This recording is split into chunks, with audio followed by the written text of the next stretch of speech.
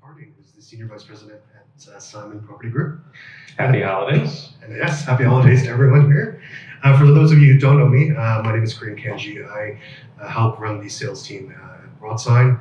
And I think today we wanted to talk a little bit about something interesting that we've kind of seen the last 4 or 5 years. The buzzword has always been programmatic. And I think we seem to sometimes forget that 95% or maybe even more of our business is actually direct sales, and wanted to talk a little bit about that with Chip. So, without further ado, I guess a natural start here is really the pandemic and how it affected your business. I think retailers, shopping centers, very obviously amongst the hardest hit media channels that were hit by the pandemic.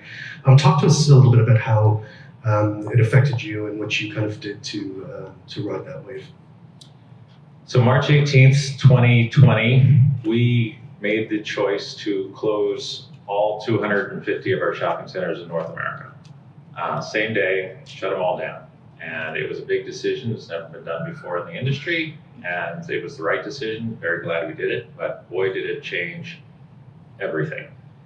We remained closed for about 3.5 months in the best case scenario, and in some cases it went on for more than a year based on local conditions. And it really forced us to evaluate every single thing that we do, which at this point I'm grateful for.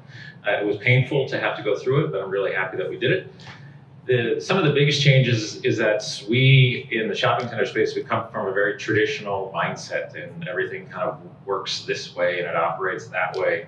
And with the media business inside shopping centers was no different in that we sold blocks of time and we signed contracts, and that was what we did. And coming out of COVID, we had 5,000 active engagements, active programs that were under contract. We had to touch every single one of them. And we had to do a complete 180 on our mindset, which is that we had to be flexible with everything.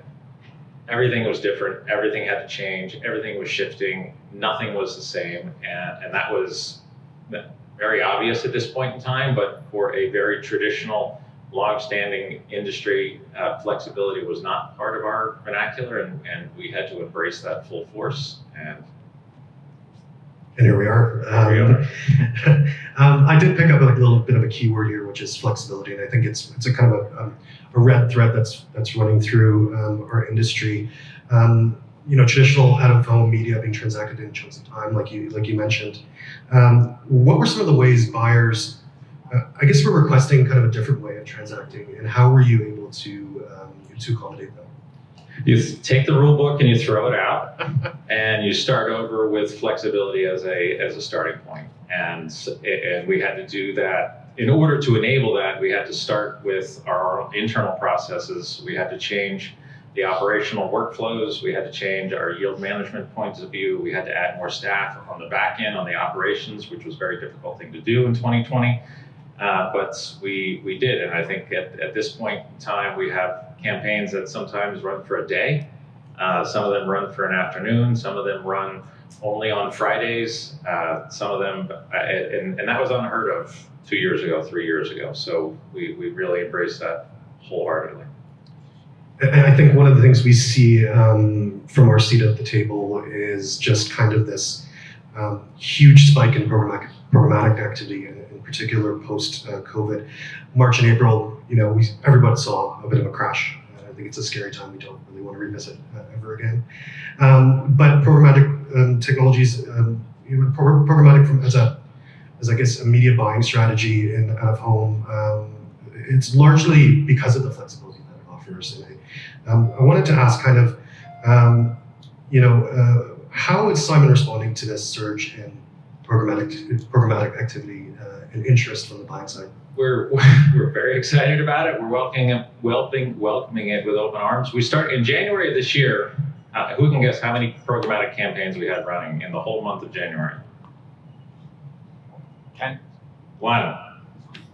Last month in November, we had almost 600. So pretty phenomenal growth. We're pretty excited about that. And there's all of the learning that goes along with it, so the research, the data, the geopath information, that impressions that we use to help drive that, the flexibility, it's great to see it, and we're also learning on the back end what the clients are looking at and asking, and we're trying to see if we can carry that back over into our direct sales.